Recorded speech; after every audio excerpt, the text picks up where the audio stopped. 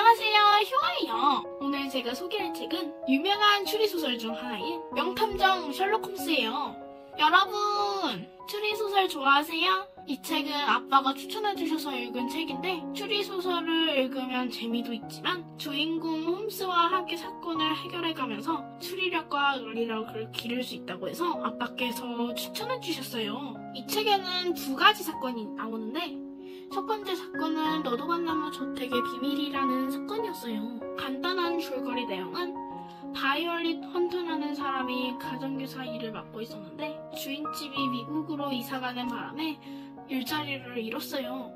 이후 로켓셀이라는 사람이 가정교사가 필요하다며 헌터를 만났고 급여는 1년에 100파운드를 줄 건데 대신 파란색 드레스를 입어야 하고 머리를 잘라야 한다고 하니까 바이올릿 헌터가 거절을 하고 이후 1년에 120파운드를 준다고 제안하니까 다시 수락을 해요. 하지만 너도밤나무 저택에서 가정교사로 일하면서 여러가지 이상한 점을 느끼는 헌터는 홈스에게 진짜 이 일을 하는 게 맞는지 도움을 요청하는데 홈스는 너도밤나무 저택 방 중에 굳게 닫힌 문 안에 루케스의 딸 앨리스가 갇혀있다는 것을 알게 되었고 결국 사건을 해결해요. 저는 홈스가 직접 그 집에 가보지 않고 헌터의 말만 들었음에도 사건의 진실을 알아차리는 추리력과 사건을 해결하는 능력을 보고 너무 놀랐는데요. 처음에는 단순히 대단하다고만 생각했는데 저도 학교에서 무슨 일이 생기면 홈스처럼 단서를 찾아가면서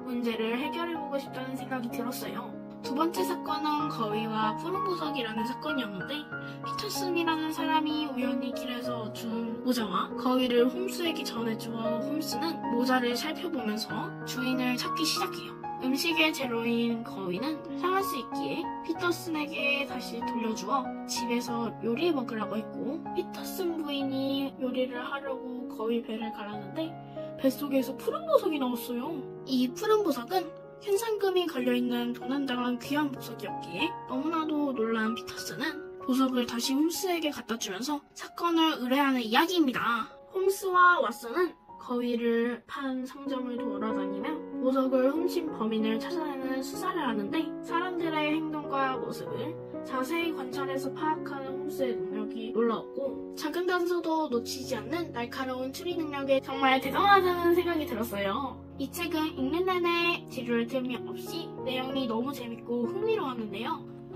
특히 사건에 대한 설명이 예쁜 그림으로 잘 표현되어 있어서 내용이 이야기에 더 도움이 많이 되었어요. 그중 가장 재밌고 기억에 남는 장면은 거위 뱃속에서 푸른 보석이 나오는 장면이었는데 왜냐하면 거위 뱃속에서 황금알이 나오는 이야기는 들어봤지만 푸른 보석이 나오는 이야기는 정말 처음이었기 때문이에요. 이 책을 다 보고 느낀 점은 이야기 속에 나오는 단서들을 따라서 주인공과 함께 추리하는 과정이 재미있었고 그냥 넘어가도 될 것 같은 사소한 내용도 홈스는 놓치지 않고 그 작은 단서를 통해 사건을 해결하는 모습에 멋지다는 생각이 들었어요.